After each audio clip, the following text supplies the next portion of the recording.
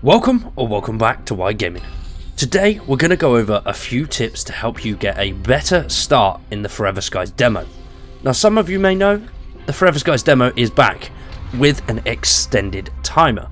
Now we currently have 40 minutes of playtime available once we have left this initial starting area and got up to our airship up there. Now you can actually make this a lot easier on yourself and make those 40 minutes go a hell of a lot further, especially if you're building. And what we're going to do in today's video is show you a few ways you can actually do that. Let's jump in. So you've got your SSB, your solid state battery, you've plugged it in, you've got the laptop up and running, and now you can open this door. First thing you're going to want to do when opening this door is look around and grab absolutely everything you see.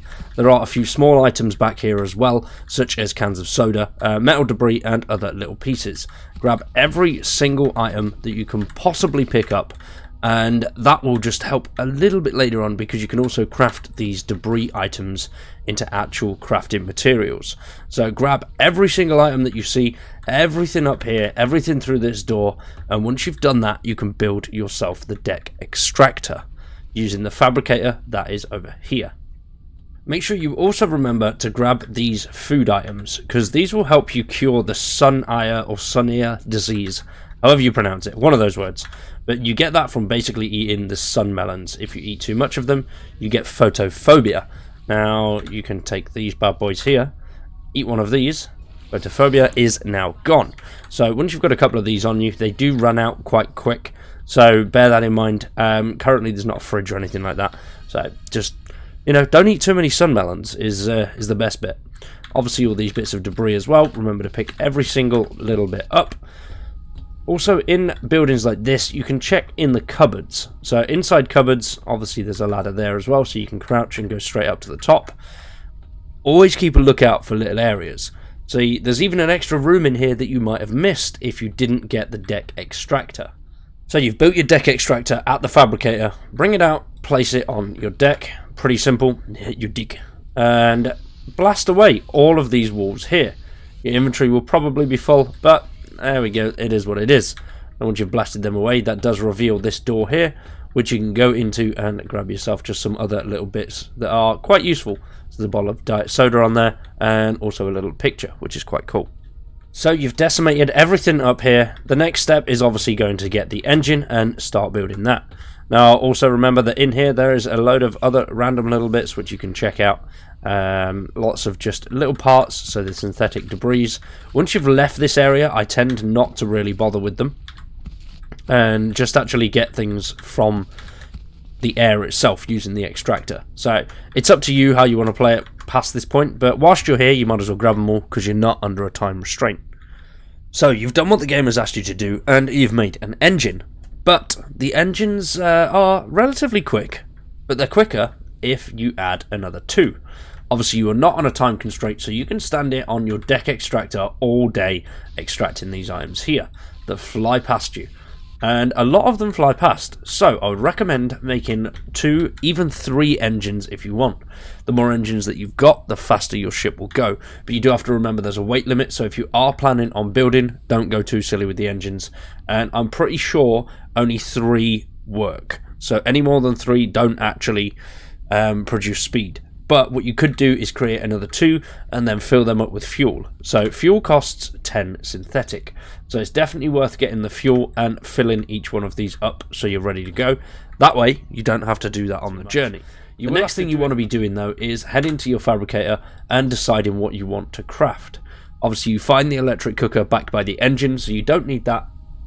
I wouldn't really recommend, unless you just want to play around with things, making much anyway. The only thing that I would definitely play around with is the water fabricator and a couple of the bottles, because your water and your food shoot down way too fast. So I don't know whether that'll be tweaked for full release or not, but it would be nice if it didn't go down as quick, or there was some sort of perk that actually sorted that out. But you've got your water purifier, you're purifying your water, so what you can do is now head out, you've got empty bottles, and fill some of those up. What you will need to do though is craft another water bottle to actually fill up with the clean water.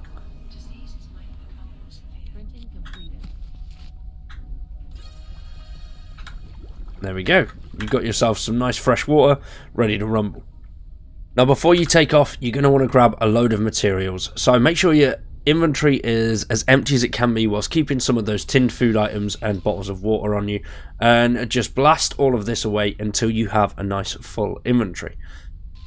Just keep going and going until it's pretty much rammed, because as soon as you take off you can head somewhere and pick up loads of cool stuff. Potentially a storage box if you're lucky. You've got a full inventory, your engines are turned on, it's time to take off. So your timer's kicked in, but we need that SSD. That little one that we put in. So, swing your ship around. With those 3 engines, you will rock it. It is absolutely awesome how fast you can go when you've got the 3 engines. Don't worry too much about crashing or any of that stuff, because it doesn't really matter too much. So, just head around here. And your goal is to expand the airship, which... easier said than done, until we get just down here. Now, your alarm will probably start screaming at you for saying that you're low altitude, but you're fine, you don't need to actually worry.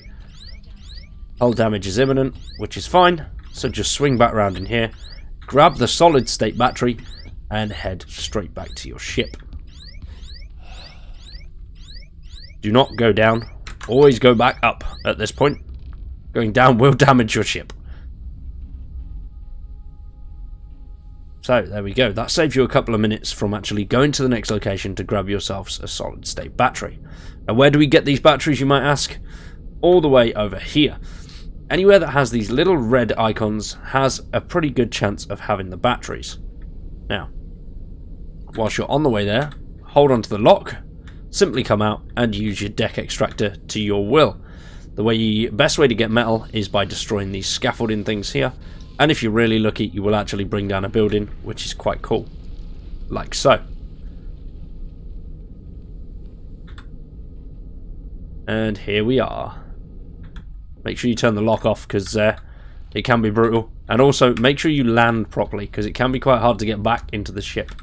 If you're at 228, you're at a pretty good altitude to get off. Most of the structures are set at 228. And then as you come straight to the top here, climb the ladder, you will find yourself another solid state battery. Bish, bash, bosh. Inventory is full. Hopefully that has helped. If it has, please drop a like on the video and subscribe to the channel. Stick around because we have much more Forever Skies content to come. Now, if you are a fan of survival games, we have plenty of that here too. If there's anything in particular that you would like to see or know about Forever Skies or any of the survival games that you want to see, drop them in the comments down below. For now though, I've been Wyatt, you've been awesome, thanks for watching, and we'll see you in the next one.